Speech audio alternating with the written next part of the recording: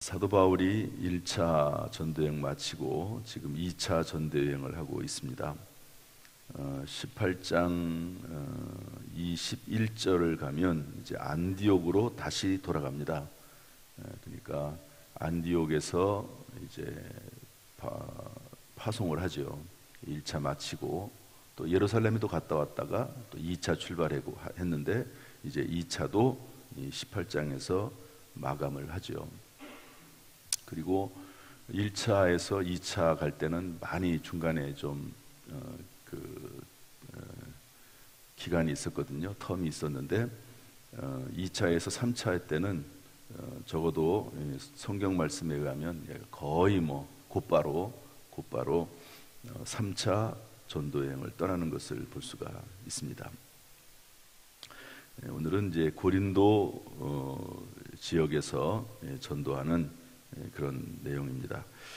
우리 5절 말씀 다 같이 한번 읽어보겠습니다. 5절 말씀 시작. 실라와 디모데가 마게도냐로부터 내려오매 바울이 하나님의 말씀에 붙잡혀 유대인들에게 예수는 그리스도라 밝히 증언하니. 실라라고 하는 분은 이제 사도 바울이 2차 전도여행할 때 처음부터 같이 갔던 분이죠. 디모데는 2차 전도여행을 하는 가운데 빌립보에서 합류한 그런 젊은입니다. 사도 바울과 함께 평생 정말 이렇게 서로 동지가 돼서 동력자가 돼서 함께 할 수 있을까 할 정도로 사도 바울이 복음을 열심히 전하긴 하지만 중간중간에 보면 이 사도 바울을 떠난 사람들이 있습니다. 힘들다고 떠나고 또 여러 가지 이유로 사도 바울을 떠난 사람들이 있는데요. 이 디모데는 끝까지 함께합니다. 그리고 이제 지난 시간에 말씀드렸던 금요일날 브리스길라, 아굴라 같은 이런 분들, 이건 부부거든요. 이 부부도 끝까지 사도 바울과 함께하면서 심지어 목이라도 내놓을 정도로 그렇게 목회에 또 전도사역에 선교에 협력하는 것을 볼 수가 있습니다. 이렇게 하나님의 일을 하고 있는 이 바울에게 사람들이 하나하나 이렇게 모여지는 것을 볼 수가 있습니다. 이것을 보면은요, 이 하나님의 사역을 하고자 하면 그 목적과 뜻이 바르면 하나님이 기뻐하시는 일을 행하면 하나님께서 사람들을 붙여주시고 또 사람들과 함께하게 하시고 또 이렇게 함께 동력자들을 붙여주신다 하는 것을 알 수가 있습니다. 우리가 마음을 주께로 향하기만 하면 그게 조금 흔들려서 문제지, 하나님께로 분명한 목적을 가지고 마음을 정해서 나가면 하나님께서 모든 필요한 것들도 공급하실 줄로 믿습니다. 그래서 이 팔라완 영어 선교 캠프를 가는 것 중에 하나, 믿음뿐만 아니라 실력을 기르자 이렇게 돼 있지만, 그리고 실제적으로도 영어 공부를 많이 하지만은요, 제가 생각하는 가장 중요한 것은 뭐냐면 선교형성을 기르는 겁니다. 사실은 선교형성. 어쨌든 선교사님하고 같이 거하면서 또 거기에 선교 지역들을 되돌아보면서 이 선교, 거기가 선교지거든요. 그러니까 이 선교형성이라는 거, 인생의 꿈과 목적과 비전과 가치를 분명히 세우는 것, 이것이 가장 중요한 사실은 목적 중에 하나예요.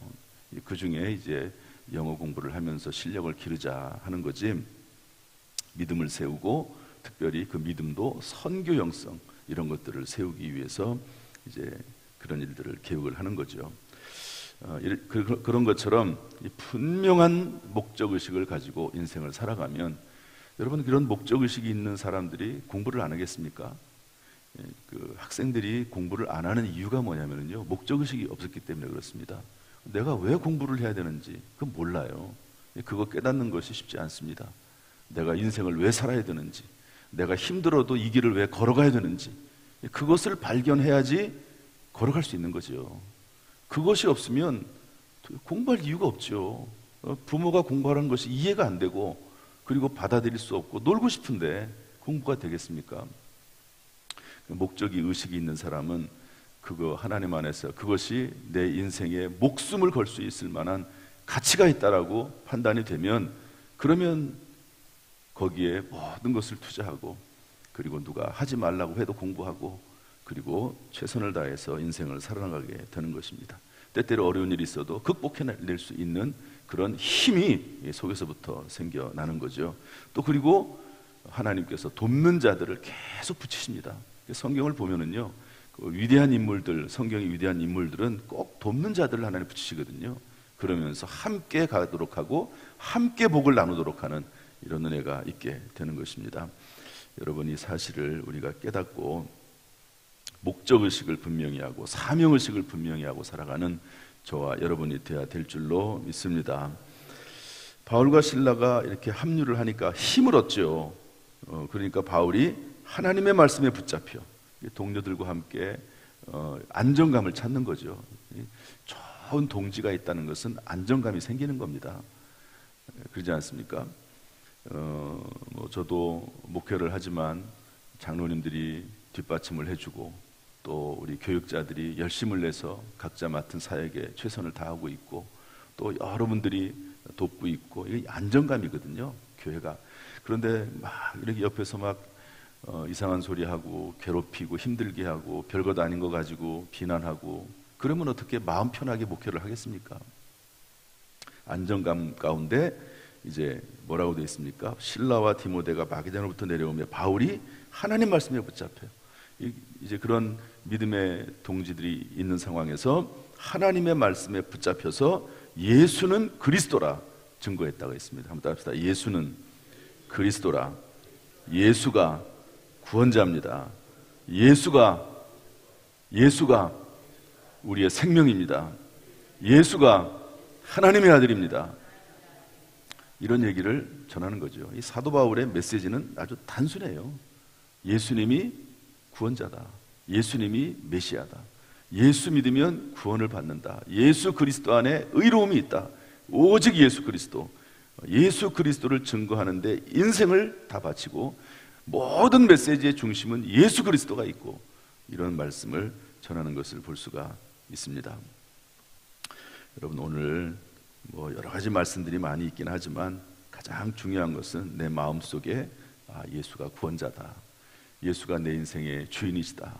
예수님과 동행하면 하나님께서 우리의 인생 가운데 동행하실 뿐만 아니라 예수 그리스도의 능력이 나에게 지혜와 능력이 나에게도 임하게 된다 하는 이 믿음을 가지고 살아나가는 귀한 하루 될 수 있기를 주님의 이름으로 축복합니다. 우리 6절부터 8절까지 읽어보겠습니다. 6절부터 8절 시작. 그들이 대적하여 비방하거늘 바울이 옷을 털면서 이르되 너희 피가 너희 머리로 돌아갈 것이요 나는 깨끗하니라. 이후에는 이방인에게로 가리라 하고 거기서 옮겨 하나님을 경외하는 디도 유스도라 하는 사람의 집에 들어가니 그 집은 회당 옆이라. 또 회당장 그리스도가 온 지방과 더불어 주를 믿으며 수많은 고린도 사람도 듣고 믿어 세례를 받더라. 결국에는 이제 세례를 받는 건데요. 비방하는 사람들이 있습니다. 그러나 믿는 사람도 있어요. 디도 유스도라고 하는 사람, 그리스도라고 하는 회당장. 이게 큰 문제가 됩니다. 나중에 회당장은 유대교의 어떻게 보면은 그 핵심 인물이잖아요. 회당을 관리하면서. 그런데 회당장이 예수를 믿었네요. 유대인들 사회에서는 아주 엄청난 문제가 생긴 겁니다. 이 일 때문에 이제 나중에 이제 고소 고발하는 사건도 생기게 되는데, 어쨌든 이렇게 수많은 고린도 사람도 돌아오게 되죠. 복음을 증거할 때 대적하는 사람도 있지만 그러나 반드시 믿는 사람도 있습니다. 이 믿음을 가지고 우리가 전도해야 될 줄로 믿고 특별히 12월 3일 날 복음을 전하는 일에 우리가 최선을 다해야 될 줄로 믿습니다. 지금부터 기도하시기를 부탁을 드리는데요. 여기 이런 말이 나옵니다. 6절 보면 그들이 대적하여 비방하거늘 바울이 옷을 털면서 이르되 너희 피가 너희 머리로 돌아갈 것이요 나는 깨끗하니라. 이 말이 구약 성경에 나오는 말이거든요. 복음을 사도 바울이 전했어요. 근데 믿지 않았거든요. 그러니까 너희들이 믿지 않는 것에 대한 핏값이 나에게 돌아오지 않는다. 나에게 책임이 없다. 거기에 대한 책임은 너희에게 있다. 이런 말이거든요. 복음을 전하지 않으면, 말씀을 전하지 않으면 그들은 말씀을 듣지 못했기 때문에 죽을 것이지만 그들에게 전하지 않은 너에게 그들의 핏값을 찾겠다고 하나님께서 말씀하고 계십니다. 그 이야기예요. 그 이야기. 사도 바울이 이걸 다 알고 있는 거예요. 전도하면서 그 이야기를 다 알고 있습니다. 사도 바울이 복음을 전하면서 복음을 전하지 않으면 이 믿는 사람들, 사도 바울이 이 고린도의 이 지역에 가지 않았으면 문제가 안 됩니다. 어차피 모르는 사람들이니까, 가까이 안 갔으니까. 그런데 본인이 이 고린도 지역에 가서 이 사람들을 만났거든요. 그러면 이들에게 복음을 전해야 된다는 겁니다. 복음을 전하지 않으면 그 핏값이, 그들은 멸망할 거지만 그 핏값이 사도 바울 자신에게 있다 하는 그런 의미입니다. 이 말씀은 중요한 말씀이기도 하고 우리에게 경각심을 일으키는 말이죠. 우리가 사회생활을 하면서 또 어디에 있든지 간에 우리가 만나는 사람들은 예수를 전해야 될 사람들이다 하는 것을 알려주고 있습니다. 일단 전해야 돼요. 전하지 않으면 그 핏값을, 전하지 않았는데 나중에 죽었어요. 지옥 갔습니다. 그러면 그 핏값을 누구에게 찾겠다고요? 주변 사람들에게 찾겠다는 겁니다. 그러니까 우리의 사명은 우리가 만나는 모든 사람들에게 예수 그리스도를 전하는 겁니다. 복음을 듣게 하는 겁니다. 그 결과에 대해서는 묻지 않으세요. 그 결과는 하나님이 하시는 거거든요. 그 결과, 우리가 어떻게 하나님의 한 영혼을 어떻게 구원할 수 있습니까? 우리가 할 수 있는 건 단지 전하는 것이고 그 복음의 말씀을 듣게 하는 것이죠. 이런 사명을 감당해야 된다는 것을 알려주고 있습니다. 이번 12월 3일도 그렇고 평소에도 그렇고 어쨌든 복음을 전해주는, 들려주는 우리 교회, 우리 성도가 될 수 있기를 주님의 이름으로 부탁을 드립니다. 이렇게 이제 많은 또 비방자들이 생기고 대적자들이 생기는데 이 고린도 지역에서는 하나님께서 특별히 이런 말씀을 하십니다. 다른 지역에서는 막 핍박도 막 받고 고통당하고 심지어 돌에 맞아가지고 죽은 줄로 알고 성 밖에 내쳤는데 다시 일어나서 들어오기도 하고 엄청난 고난을 당했는데요. 여기서는 조금 다릅니다. 우리 9절 말씀, 9절, 10절, 11절 읽어보겠습니다. 시작. 밤에 주께서 환상 가운데 바울에게 말씀하시되 두려워하지 말며 침묵하지 말고 말하라. 내가 너와 함께 있음에 어떤 사람도 너를 대적하여 해롭게 할 자가 없을 것이니 이는 이 성중에 내 백성이 많음이라 하시더라. 1년 6개월을 머물며 그들 가운데서 하나님의 말씀을 가르치니라. 저를 따라서 하시죠. 두려워하지 말며 침묵하지 말고 말하라. 하나님께서 사도 바울이 두려움 가운데 있었겠죠. 사도 바울이 항상 이렇게 어려움을 당하니까 하나님께서 항상 이제 위로해 주시고 격려도 해 주시는데 이 고린도 지역 전도할 때 환상을 통해서 두려워하지 말아라, 침묵하지 말아라 그렇게 말씀합니다. 이유는 간단해요. 첫 번째는 내가 너와 함께 있다. 그 다음에 이 성중에 내 백성이 많다. 참 위로가 되는 말입니다. 하나님이 함께 하신다. 여러분, 하나님이 우리와 함께 하시는 줄로 믿습니다. 또한 내 백성이 많다. 함께 하나님의 사역을 감당할 때 함께 동력해 줄 사람들이 반드시 있다는 겁니다. 반드시. 너 혼자 있는 게 아니야. 내가 너와 함께 하고 그리고 너를 도와줄 사람들이 있고 너와 함께 동력할 수 있는 동지들이 많아. 반드시 있으니까 힘을 내. 그러면서 침묵하지 말고 말할 것을 말씀하고 있습니다. 그래서 이 고린도 지역에서는 1년 6개월을 머뭅니다. 다른 지역에서는 그렇지 않거든요. 물론 빌립보 지역에서 많이 머물긴 했지만 대부분들은 그렇게 오래 머물지 않습니다. 그런데 이 고린도 지역에서 1년 6개월 동안 머무면서 하나님 말씀을 전하죠. 한번 저를 따라서 합시다. 하나님이 나와 함께 하신다. 우리 가슴에 손을 얹고 하나님이 나와 함께 하신다. 하나님이 나와 함께 하신다.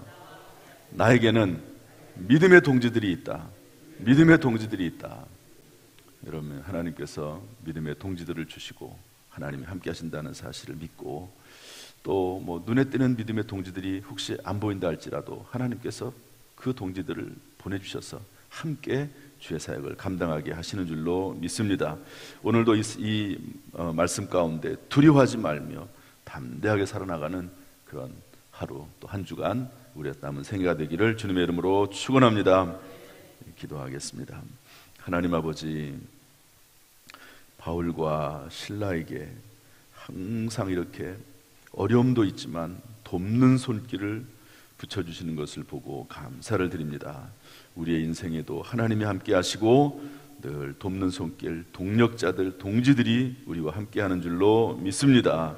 주여, 이 믿음 가지고 오늘도 담대하게 두려워하지 말고 침묵하지 말고 주의 말씀을 증거할 뿐만 아니라 믿음 가운데서 감사함으로 살아나갈 수 있도록 인도해 주옵소서. 예수님의 이름으로 축복하며 기도하옵나이다. 아멘. 이제는 우리 주 예수 그리스도의 은혜와 아버지 하나님의 무한하신 사랑과 성령님의 감동, 감화, 은혜, 축복, 교통하심이 이 새벽에 나와서 중보기도의 사명을 감당하는, 또 하나님의 뜻이 이루어지기를 기도하는 가운데 하나님의 뜻이 이루어지기를 간절히 축원하옵나이다. 아멘.